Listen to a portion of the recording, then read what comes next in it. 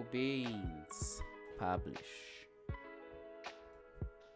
And then let's just be kind to ourselves. Added min max width and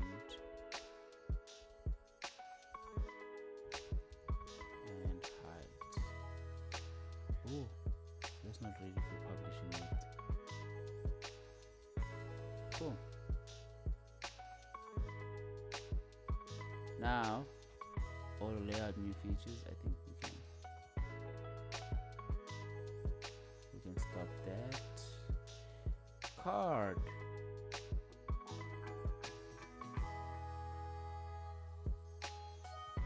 Yeah, I think we can work around with this. So with the card component, oh, that's actually cool because we already have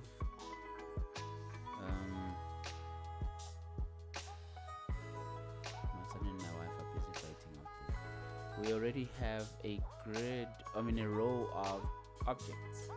And I think what's most likely going to happen here is that if you resize it too small, the cards are going to go beyond a width that they should not be doing.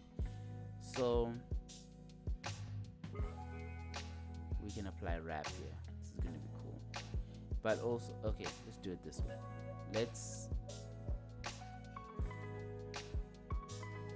give this one a full color of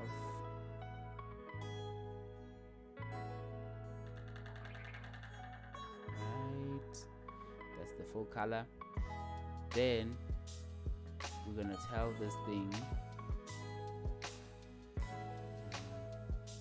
that it has a maximum. Also going to give it a minimum width. So I'm going to give it a minimum width of 320. That's the minimum width on the cards component. Then I'm going to give it, that is to say that this card can't be less than 300. So I'm going to give the card container a minimum width. I'm also going to give it a maximum width of 1280. Cool, and you'll see that it starts to reorganize itself. And then I'm going to tell it to wrap as soon as it hits a certain size. It should start wrapping.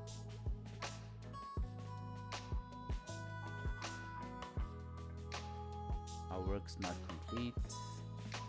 We're gonna have to hit in fact, let's go to the component because I think we did that,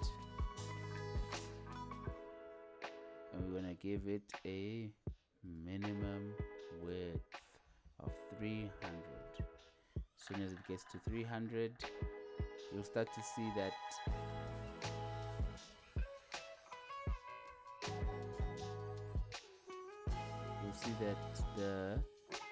when I made the minimum width of the component 300, it readjusted itself and then sent the one below, and it told it to fill the hole, which is the instruction, right? So the instruction of each of these cards is set to fill the container, which is great. So, but what we want to do is that we want to instruct the card component that, hey dude, don't go beyond a certain amount. So that certain amount is going to be 360.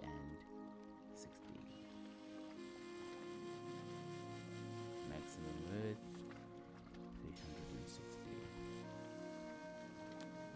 So that means we'll have a misalignment.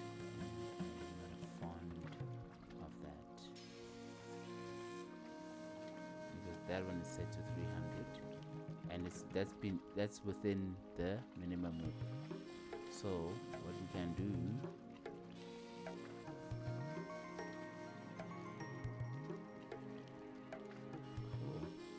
dude, I didn't think this is gonna be so helpful. This is gonna be so cool. Like, you could already start imagining the applications you could like build with this.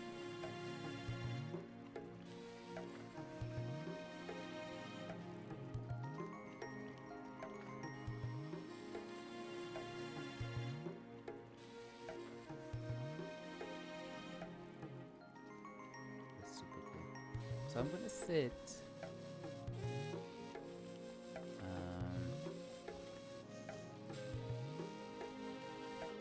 I'm actually gonna change the minimum width. I'm gonna make it in such a way that it's not too far away from the maximum one. So the minimum one has to be 360 as well, so that I can achieve that alignment. Yep. Yeah. So I think that's already cool. And then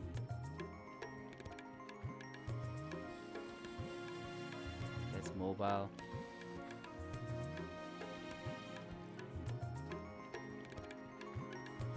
Tablet, desktop. And I think as you go, but you can't go beyond a certain point. But yeah. So that's cool. Happy with that.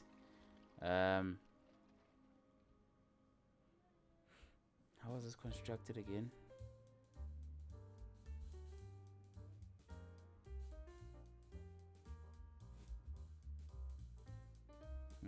Just simple auto layout.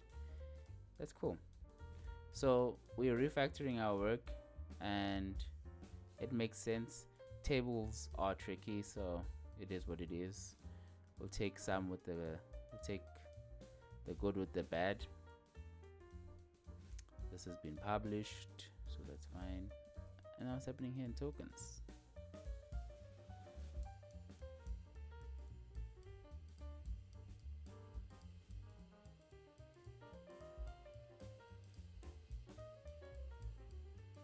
Nothing apparently.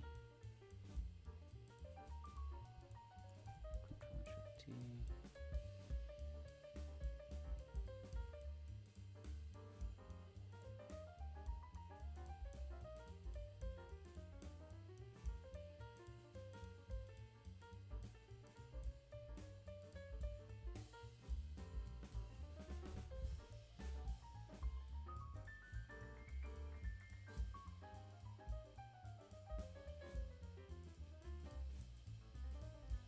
The nice thing about maximum width is that you can actually give a frame a maximum width, and you can set the elements within that frame to take up all the space, and if you add new stuff, that stuff goes on to the next layer. Let me give you an example. So in this frame, I believe I justified the stuff to auto, so I can now say wrap, right? Then I can give it a maximum width, which is the current width, and I can give it, let's just give it a maximum width. Now I can just, if I duplicate something and add more stuff, you see that it just continues on its own, right?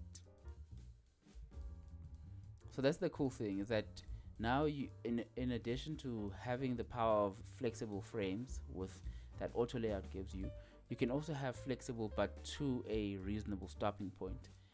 Then from that stopping point, when you duplicate some data, the data knows to just automatically go below, which is cool.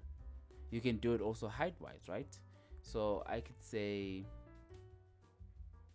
let's give it a maximum height, and I'm going to say 100. And we could do the same. We can start duplicating stuff, right? And once it gets to 100, the frame stops growing. See, if I clip the content, you'll see that the frame stops growing. So you can actually now add some logic to your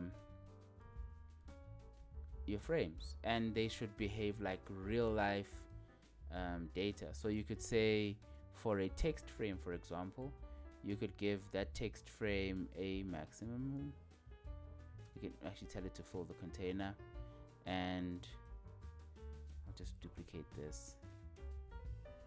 But you see that you start having issues where it's deforming your UI.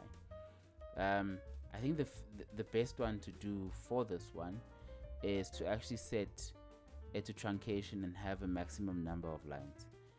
Then you could just simply continue continue. Then on that frame, you'll see that it starts having a truncation symbol that says, hey, your text goes beyond what I normally allow, so I'm just going to show that first bit. But whereas you have a lot more text below that. So I think that's going to be very empowering for people like me who are system designers, because I can create a card like this one, and I probably should do it now, is that I can tell this thing, hey, fill the container, but in the text itself, I want to limit that to 3 lines. So whatever the publisher or whomever that is, whatever that publisher does in the way of publishing their content, they can never get more than certain amounts. So let's put it a very long name here, and that's how I typically stress test my stuff. I should set to full the container.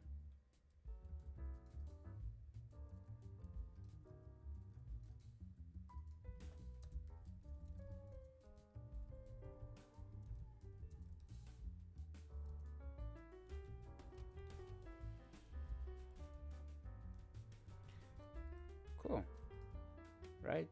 Then I can also say, what else can I add here? Let's undo that. What else can be added to this very nice thing where I can collect some information about people, right? So I can control what the UI looks like, and if I say that 2 lines is too long, I can just limit that to 1. And now I've got a cleaner UI. I'm going to say for this text, I'm going to limit that to 2 because 3 is a stretch. And that's great, right? So now I can now say, okay, let me just add maybe 8 pixels of padding in between, maybe a bit more. Seems a bit squashed, right? And you see, it works quite fine.